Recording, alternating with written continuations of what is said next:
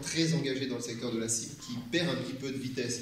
Ça ne représente pas grand-chose, pourtant la cible maintenant chez Gemalto qui a diversifié ses métiers, ça ne représente que 30% du total de l'entreprise. Et on a une marge super positive, hein, puisqu'on fait encore énormément de bénéfices, mais cette marge diminue un petit peu tous les ans. C'est visible maintenant et donc il faut absolument faire quelque chose. 300 millions de bénéfices cette année, 450 l'an dernier. Donc effectivement, il y a une petite chute. Il faut donc réagir. Les marchés demandent à ce qu'on réagisse toujours très très vite. Donc ce secteur de la carte SIM a soutenu l'entreprise pendant des années et a permis le développement de tas d'autres secteurs florissants. J'en ai abordé quelques points maintenant. L'État est actionnaire de Gemalto et donc devrait avoir son mot à dire, notamment parce que nos technologies de cryptographie intéressent beaucoup des secteurs comme la défense. Ce sont des secteurs à haute valeur ajoutée sur lesquels on est leader et qu'on ne devrait pas délocaliser. Pourtant, on va délocaliser des emplois qui coûtent maintenant trop cher en France, qui vont partir vers Singapour, vers Prague, vers la Pologne et d'autres entités de Gemalto, Singapour en particulier. Beaucoup a déjà été fait, mais maintenant, c'est des technologies du plus haut niveau qu'on va délocaliser. C'est quand même excessivement dommage qu'on en arrive là. Puisque c'est la valeur de l'entreprise aujourd'hui et c'est la valeur des produits que l'on développe demain, c'est le savoir-faire de nos enfants. Donc ce plan social a été lancé, il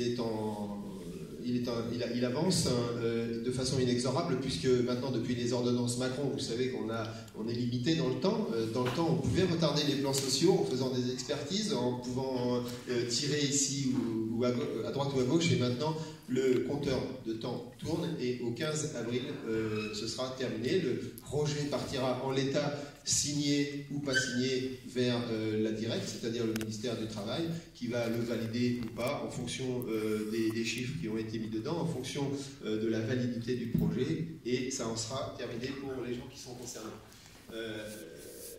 Pour autant, Gemalto nous fait porter ce plan social sans donner beaucoup de contreparties. Et en fait, si on regarde bien entre les lignes, il y a beaucoup de choses qui vont à l'encontre des salariés. C'est bien beau de vouloir licencier, c'est déjà très dur, mais en plus, Gemalto ne fait rien pour que ça se passe bien. Ça devrait, en fait, puisque c'est finalement assez peu d'emplois, on pourrait mettre de l'argent sur la table.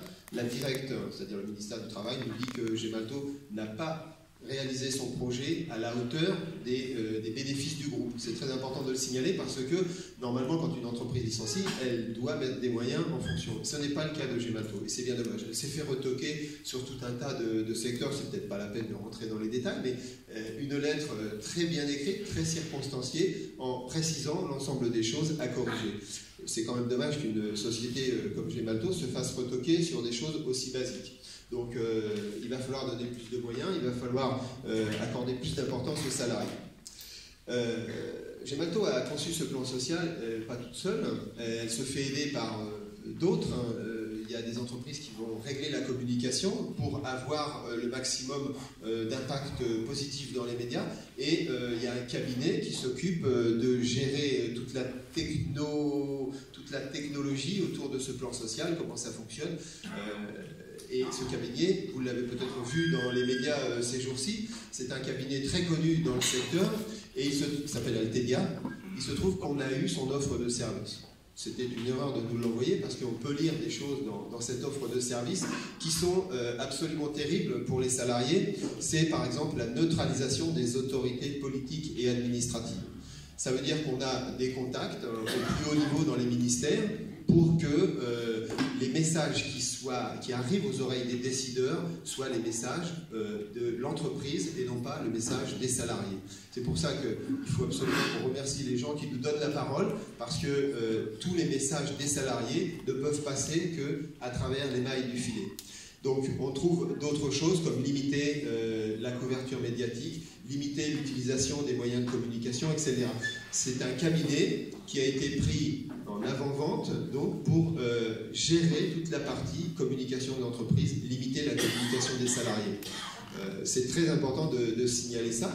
Donc dans cette entreprise, on trouve des gens qui ont travaillé dans le temps dans d'autres secteurs, par exemple dans des syndicats comme la CFDT. Monsieur Romain Raquillet, lui, a travaillé très longtemps chez Altedia pour régler les problèmes de réseau avec les ministères et avec les politiques. Il est maintenant capable de freiner toutes les communications par l'intermédiaire de ses contacts. Alors, je ne vais pas être trop long parce que je pense que vous attendez l'intervention suivante. Je vais juste dire un mot de nos dirigeants, les dirigeants de la société Gemalto. Tout à l'heure, je vous ai dit qu'on gagnait sans doute trop d'argent. Effectivement, il y a des dirigeants qui en ont profité, qui ont détourné les moyens de l'entreprise. Au lieu de se fixer comme objectif d'être toujours leader dans les technologies que Gemalto développe, ils ont freiné l'investissement. Ils ont freiné l'investissement sur la recherche pour détourner les moyens vers les royalties qu'on donne aux actionnaires, vers les stock options que ces dirigeants ont pris. Donc on peut dire qu'ils ont vraiment manqué de vision parce que la technologie, ce domaine de la haute technologie bouge beaucoup. Gemalto, avec les moyens qu'il a, doit pouvoir suivre ce flot et ne pas se laisser enfermer et voir ses marchés diminuer. Donc, au lieu de confisquer une part des bénéfices, notamment en stock option pour eux-mêmes et pour leurs familles, hein, on a des traces de tout ça évidemment, ils sont suspectés par les salariés de délit d'initié, c'est-à-dire de vente de titres avant les alertes sur le titre que eux connaissent. On a les traces de tout ça évidemment. Et ce que je voulais dire pour terminer mon intervention, c'est que en plus de tout ça, on est champion de l'optimisation fiscale. Notre siège social est installé au Luxembourg, évidemment. Donc vous connaissez les mécanismes, je pense qu'on va revenir dessus juste après. Gemalto est divisé en de très nombreuses filiales qui sont réparties à travers le monde et qui vont vendre les produits. Gemalto SA, la société française, est une petite partie, mais a collecté l'ensemble des brevets du groupe. Les produits vont être vendus par Gemalto aux Pays-Bas, qui va récupérer l'argent de cette vente. Le travail est fait en France, et pour rétribuer le travail France, il y a une petite partie de cette vente qui va retourner vers Gemalto SA. Et à ce niveau-là, le mécanisme d'évasion fiscale est complet, puisque les bénéfices repartent au Luxembourg, alors que les coûts sont supportés par la SA. Bon, tout ça est quand même très réglementé, ce n'est pas de l'évasion fiscale, c'est de l'optimisation. Ça, c'est autorisé, c'est déloyal par rapport à la France, ce n'est pas éthique, mais c'est comme ça que Gemalto procède.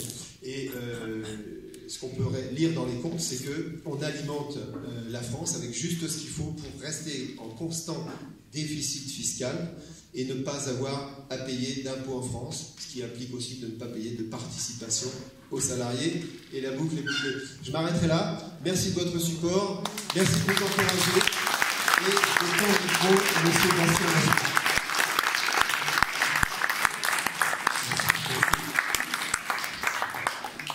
Merci. Oui, merci beaucoup d'avoir expliqué ça, parce que ce qu'on voit avec Gemalto, c'est la destruction du tissu industriel français. Cette destruction, ça fait des années qu'elle a commencé et elle est en train de s'accélérer. On a un gouvernement Hollande qui a laissé Alstom être démantelé, la branche énergie partir et être achetée par les Américains de General Electric. La branche transport, là, c'est le président Macron qui la vend aux Allemands. On a STX qui part aux Italiens. Là, c'est Naval Group qui est maintenant dans le champ de vision des Italiens et Allemands. C'est-à-dire que toute notre industrie est en train d'être vendue à des entreprises étrangères, parce qu'on a des gouvernements qui refusent de prendre les mesures nécessaires pour sauvegarder les industries françaises. J'ai cité toutes ces entreprises. Gemalto, c'est exactement la même chose. On a Airbus qui est en train qui suit la même pente qu'Alstom. Et sur Gemalto, est-ce que le camarade vient de dire en conclusion sur l'optimisation fiscale, c'est quelque chose qui est très net. Et on va y revenir, parce que c'est comme ça que les capitalistes réussissent à nous faire croire que nous ne sommes pas compétitifs, que nous coûtons trop cher, que nous ne sommes bons qu'à être délocalisés et que nous sommes une nation d'assistés. C'est ça qu'ils essayent de nous faire croire, c'est ça qu'ils donnent à voir, et c'est ça qu'il faut démonter. C'est ça qu'il faut démonter avec des arguments qu'il faut réussir à convaincre que non, la France peut être une grande puissance industrielle aujourd'hui, que la France est une nation riche, que la France n'a jamais été aussi riche de son histoire.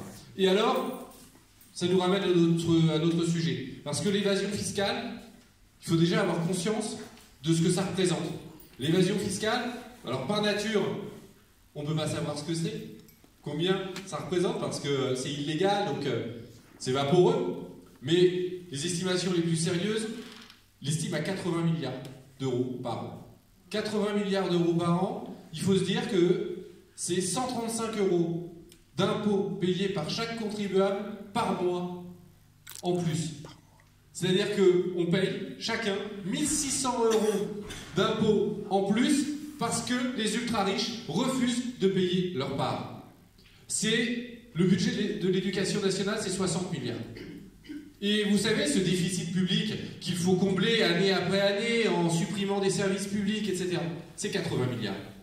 C'est-à-dire que, parce qu'il y a des gens qui refusent de payer l'impôt, on détruit les services publics, on détruit ce pays.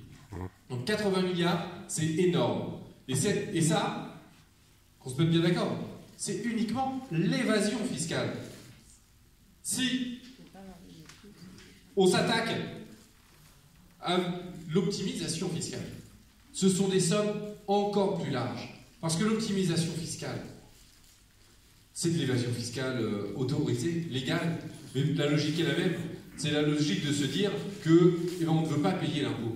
On ne veut pas payer cet impôt qui, pourtant, contribue à la richesse de ces entreprises. Qu'il s'agisse de Google, d'Amazon, de Gemalto, on a des entreprises qui refusent de payer les impôts. Et pourtant, si Amazon réussit à livrer ses colis, c'est parce qu'il y a un service public postal, c'est parce qu'il y a des routes sur lesquelles les camionnettes peuvent rouler, et qui finance cela, si ce n'est l'impôt.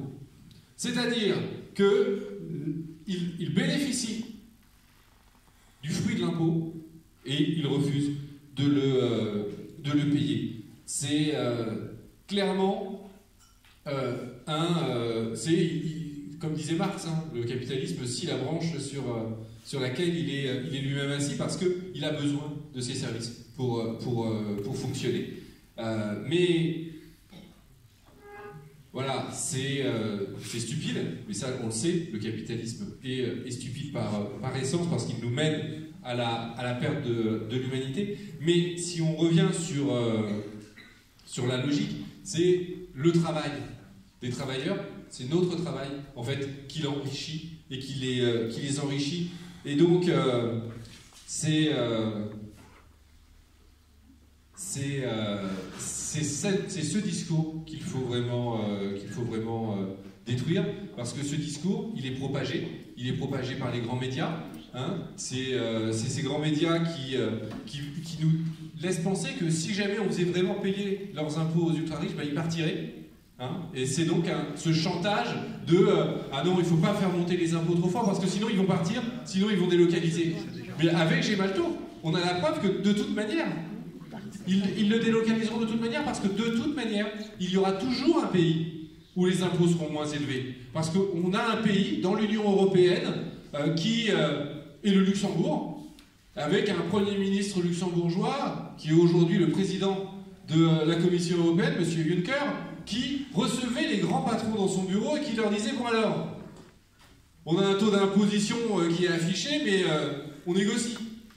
On marche sur la tête. On aura toujours des pays qui feront ça. Donc si on rentre dans cette logique du chantage et de laisser les plus riches négocier ça, on y perdra toujours, parce que le capitalisme n'a pas de frontières, le capitalisme n'a pas de patrie, il s'en fiche complètement de savoir s'il y a encore des industries en France, si des industries stratégiques pour notre pays continuent de fonctionner ou disparaissent. Il n'en a rien à faire. Et le pire, c'est qu'aujourd'hui, l'oligarchie qui est au pouvoir, l'oligarchie médiatique, l'oligarchie politique qui est au pouvoir, et ses complices, et c'est-à-dire qu'elle saborde complètement notre pays. Clairement, aujourd'hui, on peut le dire, les riches, ce sont des traîtres et ce sont des déserteurs parce qu'ils refusent de servir leur pays en payant l'impôt. Très clairement, on va pouvoir